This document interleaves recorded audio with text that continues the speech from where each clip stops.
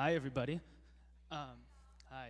I have the honor and privilege, as we do every baptism service, to say a short word. And as I was kind of thinking about this, one of the big things that sometimes it takes you a minute to kind of realize, okay, what am I going to say to somebody? Like, oh gosh, what am I going to do? What am I going to do? But this one came rather quickly, so I know it's God going to be speaking to some of you guys. It's not going to be long, just a few minutes. If anybody has your Bibles, flip over to Philippians 2. If not, it's totally cool. I'll give you guys some context. If you guys don't know Philippians, it's a book where it's actually a letter that Paul wrote to some of his best friends over in the city called Philippi, an old city. And these people, Paul absolutely loved. They gave to him. He gave back. He spent a lot of time with them. And right in chapter 2, Paul's doing this huge thing about Jesus, saying how great Jesus is and how much of his life he gave over and how humble Jesus was, that he gave up his life over to death, even death on a cross. And Paul's telling this Philippians to mimic that same kind of attitude. And these two verses that I'm going to be talking about tonight for a short time is Paul's pretty much, this is coming right off of that. And what Paul's going to be using is Jesus as the primary example. And the encouragement he's going to give to the people is the same encouragement I'm going to share for you guys tonight. So if you guys are over Philippians 2, we're at verse 12. That therefore, my beloved, as you have always obeyed, so now, not only as in my presence, but much more in my absence, work out your own salvation with fear and trembling, for it is God who works in you, both to will and to work for his good pleasure. And then he goes on to say some things practically, how that happens, to not complain, to hold fast to God's word. But one of the main things is that what Paul is saying here is that for the Philippians to work out their own salvation, and of course it might seem kind of weird that Paul goes so much, and we hear so much in church that God loves you, you don't have to earn your salvation, you don't have to work up for your salvation. And you don't have to, and that's not how it is. But the fact that when you come into a relationship with God, that it's not just a matter of getting a ticket to heaven, but that there's some work involved after. And it's not so much that you have to work for your salvation, but it's God at work in you, working out things in your life. And as you commit yourself to Christ, and for those of you who got baptized, thank God that you guys have made the decision, because you guys are making a decision that's going to change your entire life. And it's not just the water that's going to make the difference, and it's not just the act of it, though it's a great and beautiful thing.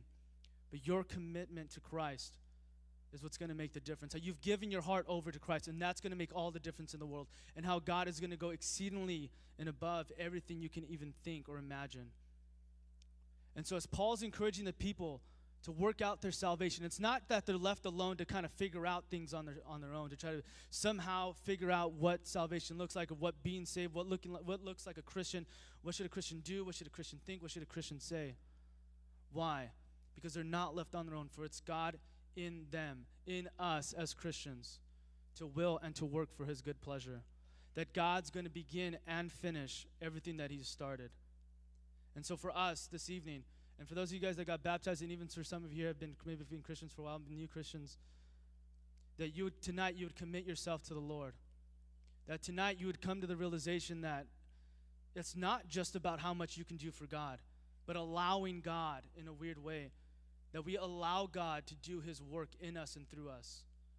That it's so much more than just, okay, a little checklist. Okay, I walked a lady across the street. I gave a homeless guy a sandwich, and I prayed for about 15 minutes, read my Bible for another 15.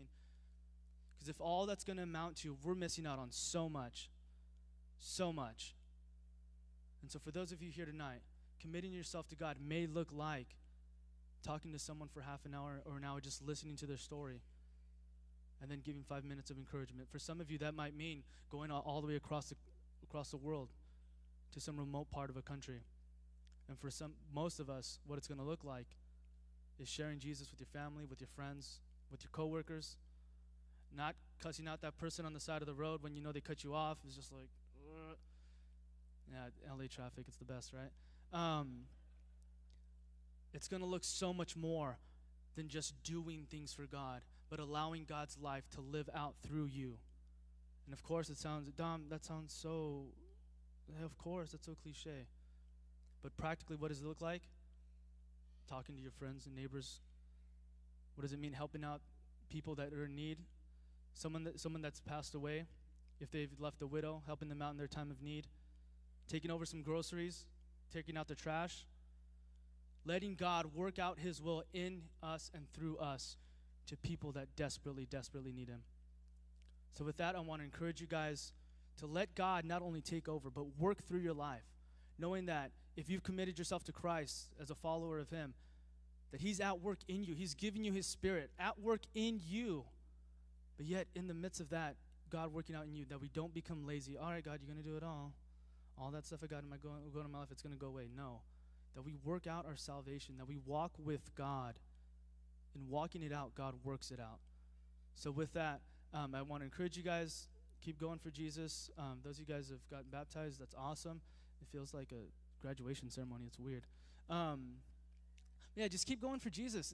You guys have started the most important part of your guys' life. And what that looks like now, God only knows, thank God. And just continue to walk with the Lord. Whether it be 5 minutes a day or 5 hours a day, 5 years from now, who knows where God's going to be taking you just because of this small step you've taken. Well, it's actually huge, but don't let this time go by that it just so happens to be. And for those of you that guys have come to see these, encourage them. That you too would begin to stir up your own faith and be like, what's going on? What's going on in me? Either why I haven't made the decision, or reaffirm it in your own heart and getting your faith encouraged. Like, yeah, that was so awesome to see people giving their life to the Lord. And encouraging you to go push a little harder in your walk. And for those of you guys that might not know the Lord here, the guys and girls, that you would know that there's a God that loves you so much that he gave his only son for you, that if you would just believe in Jesus, in his death and resurrection, that you too would be saved. So I encourage you guys tonight that if you don't know the Lord, that you would talk to someone about it. If you do know the Lord, talk to somebody who doesn't. And you guys just be encouraged tonight. Just keep going after God. So I'm going to go ahead and invite up Pastor Terry right now as we go ahead and transition to the next part of the service.